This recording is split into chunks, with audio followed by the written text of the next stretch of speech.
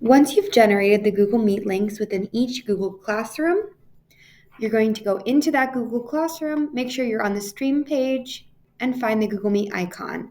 All you have to do is click on Join, and it will open a new tab and start your meeting. You're going to see your preview right here. You can turn on and off your microphone. You can turn your video on and off. And the good news is that the students see the exact same thing on Google Classroom. This is exactly what it looks like for them. And the preview is exactly what it looks like for them as well. So click on Join Now. And I'm going to join as a student as well.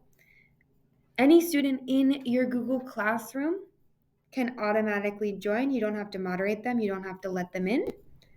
If they decide to join before you're there, they will automatically go into a waiting room.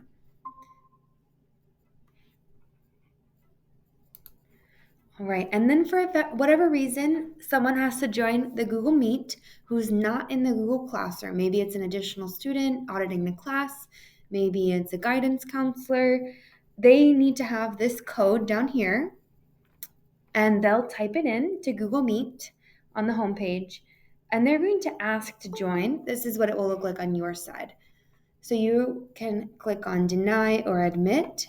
So again, anyone in the Google Classroom already can join it automatically. You don't have to let them in, but anyone outside of your Google Classroom will have to ask for permission. So you just click on Admit and then they will be there. So here you have your menu at the bottom, microphone on and off, camera on and off, captions. You can also, right next to captions, you can click on the language. And if you're going to host a meeting in Spanish, you could select Spanish and then other people will get the captions in Spanish. It does not translate it in real time though. Then you have the raise hand button for students. This is present screen. I'll get to that in just a second. And then you have some more options. You can open a Jamboard right within here, and then it will collaboratively let everyone write on it. You can record your meeting. You can change the layout, how you see the students and yourself. You can go full screen, switch the camera. Since we have the front and back camera on your laptop, you can use the back camera in case you're walking around the room.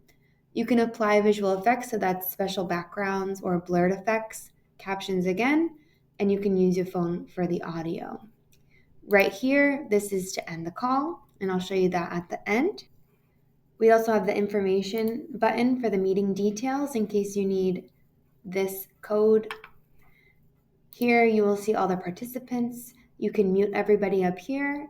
You can add people via email. You can access your host controls. I'll show you where else you can access that in a second. And then right here, you can mute people. And then you can also control if you want to pin them or if you want to remove them or if you want to add them as a co-host. Any teachers that are added to your Google Classroom are automatically enrolled as co-hosts in the Google Meet. Down here is the chat. You can turn this on and off. Right here is different activities that you can control with breakout rooms. You can do a poll, Q&A session, record the meeting, or again, use this Jamboard for whiteboarding collaboratively.